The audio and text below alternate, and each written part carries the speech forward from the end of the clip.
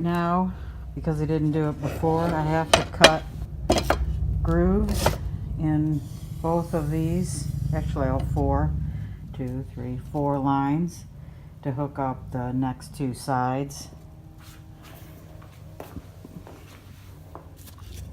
These 2 sides that will go here will go like that, and with these 2 things at the ends. Anyway, it'll slide into the slot. Same with the glass. It'll slide into the slot here, actually like that, fatter end out, and it will slide into the, let me show you here. It'll be like that, and the glass will slide in to these slots. So I have to make slots along here to fit this glass. So I'm about to cut that right now on the table saw, the same way I cut the first slots. My first 2 cuts, well, I did it on actually both of these pieces. That one's flipped upside down. So this is the good side out. This is the wrong side, which is the side that I'm making cuts in. So this isn't thick enough. So what I have to do is slide this fence over a hair so I can make this a little bit bigger. Now my question here is, I don't want to run into this slot because it'll hit this glass, which will be a problem. But I think I can get away with moving it over just a little bit. Move it over just a little bit so that cuts wider so the glass can fit in that slot well. So I'm about to do that next. Get the cut, and it's a little fatter versus that, which is about the size of the kerf on this blade, which is probably 1/8 inch, maybe a smidge more. So now I'm going to see if the glass fits in here well enough for this movement of the fence to be enough. Yes, it does fit in there beautifully. You can see more on the end. It's fitting in there perfectly. All glued up now. This is the narrow side I just put in with this textured glass. It's clear glass, but it's textured on the outside of all of these. Just checking. Yep. And underneath also it's textured. And all of these have the texture on them. The smooth side I left on the inside. I thought the textured side was more interesting. So it's open on the end, so you can reach down inside and change out the bulb. And the other side is the base. So this is going to be the bottom, and that will be the top of the lamp with that. And I put this ambrosia maple frame around here so it could sit right down. I don't know if you can see that. It'll sit right down inside of that, and this will hold it. The maple piece will hold it in place. This, once I finish this resin part, I did a little resin there. I really don't like the way it looks, so I'm going to do a little more on that. But this will go here, and the lamp will sit right over the top of this. So in essence, this will be up inside of this hole, and it'll be all, this will be screwed down, and then I will glue this piece in place on this orange sage, but also glue it around the edges so it stays stable on the inside of this lamp. And I'll use a real strong glue like an epoxy, and I'll epoxy this too. This is still drying up under clamps. I decided to tape off the glass, and I will finish the wood. I think I'm going to use a lacquer on that, but I don't want to get it on the glass, so I taped off the glass on all the sides. I purchased a set of these carbide bits for my Dremel tool. Long Runner, I guess, makes them. They are engraving. I'm going to use them to carve out these extra areas so I can then fill it with resin. That's what I'm about to set up now, using This will hook up to the Dremel and I'll be able to carve out. Anyway, that's that.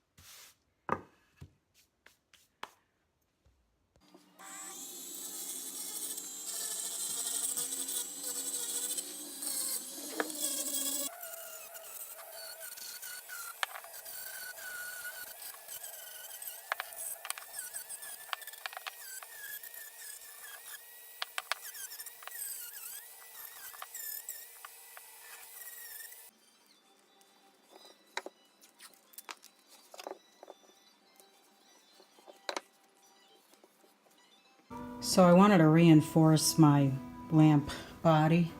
So what I did was I drilled holes, made sure that I didn't hit the glass. So I came in from this edge enough not to hit the glass, and then down not to hit the glass here that's buried in this piece right there.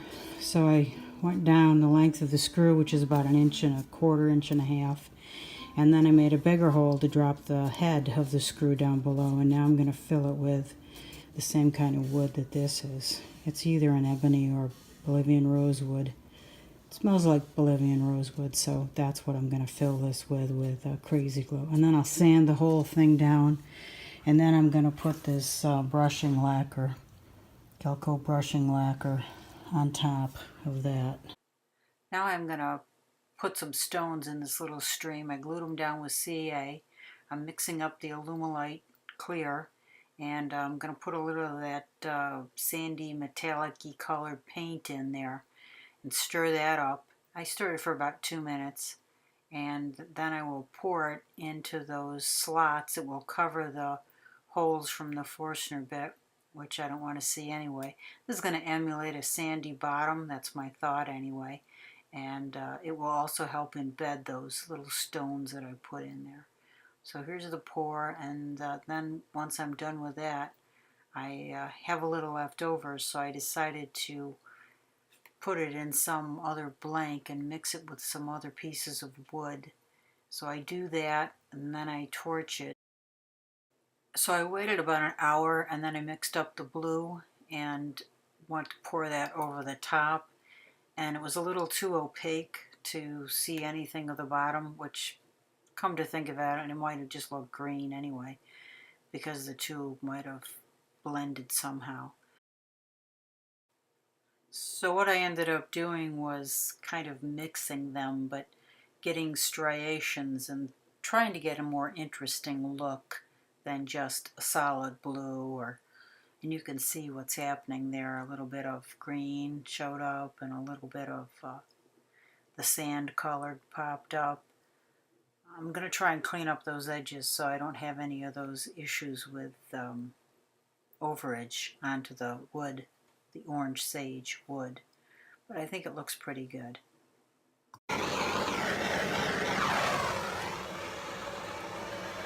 So I filled these holes with a mixture of Bolivian rosewood dust, and this was real fine dust that I use, and liquid thin CA glue. So that I will have to sand this flat, and this is hard as a rock, so that'll have to be sanded flat, and then I'll finish it with that lacquer. And over here is close-up of the river, whatever you want to call it. I tried to get some variations of color in there around those rocks. So I had a couple of extra resin, so I mixed it in here. Made these as well. This has a lot of clear and then some Pearl X powders in it. And what's in the middle there is a slice of antler. Same with that one. I'm not sure how that's going to look, but we're going to see. And here are just some random pieces of things that I put in here. I'm going to need to torch these again because the bubbles are starting to come up. But I'll come out here periodically and check them out and make sure that they're okay and there aren't too many bubbles, but I'll torch them right now. Here are the pours that I made with the extra. So I'm not sure what I will be making out of these. This one's got some real pretty colors in it. Antler extras. And this one is pretty also. It's bronze and white. It's nice. This was a copper and blue. That should be pretty. This was clear with the embedded antler. You can see the antler in there. And then I added different colors. Looks like bronze, blue, purple, pearlex, and on the top. It's pretty shiny, so I think I might just try to mill down those edges. Same with this one. Mill down the edges and then just put a hole in it and maybe make it or maybe cut it in half. I'm not sure what I'll do. This one I covered over. That turned out very nice. I just have to get the edges down. Same for both sides. And this one with the two antler pieces. Not sure what I'll do with that either.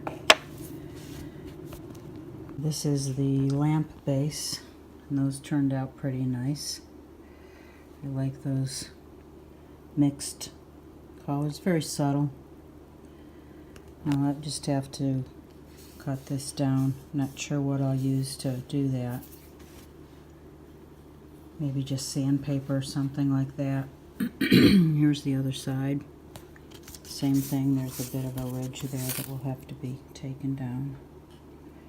But I think that turned out nice. There's the end. So I have this little mini hand planer. It's probably sticking out of there 1/32 of an inch. And I just plane down this edge. And you can see both the sandy and the blue colored resins that I mixed on the edges. You can see it here too. I don't know, I think that looks kind of cool.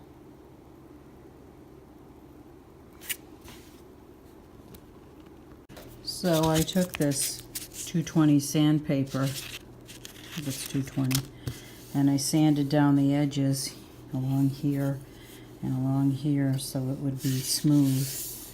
And I'll just need to keep sanding this to get rid of all of these marks. I'll probably use a micro mesh to get it down so it's nice and smooth and beautiful. But this wood had already been sealed probably 3 or 4 times with a butcher block sealer because it was meant to be a cutting board. So it didn't soak in, the resin didn't soak into the wood and leave a bad stain. So I should be able to wipe that away and it should look great. So I just wiped it down with naphtha and you can see that it's going to look fine once I get it sanded down. And the edges will be nice. And that's about to happen now. So I have these micro mesh. This one's too coarse, so I'll probably start with this color, then go to this one, then this one, then this one, then this one, and they get finer as I go. This is, I can barely feel any grit on this at all.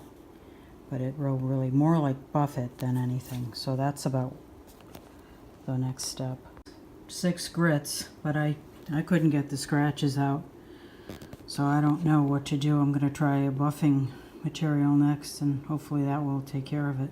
For the base, I put a coat of lacquer on that as well, but I'm not real happy with the way these resin pieces are finishing up. So I have a crystal clear resin that not crystal clear resin, but a crystal clear lacquer that I'm going to spray on this right now. So I sanded and sanded and sanded till this was smooth, all the way down to 220, and then I put a coat of lacquer on it. on the inside here, as well as all of the outside, and on the top part too. So that's drying. That's dry right now. That'll have to be sanded. I'll probably sand down to 600 so it's very, very smooth. And then I'll put a micro crystalline wax that I made. And that should be it for the box. So now I'm at the place where I can attach this base. I've run the line through the bottom and up through here and into this plate here.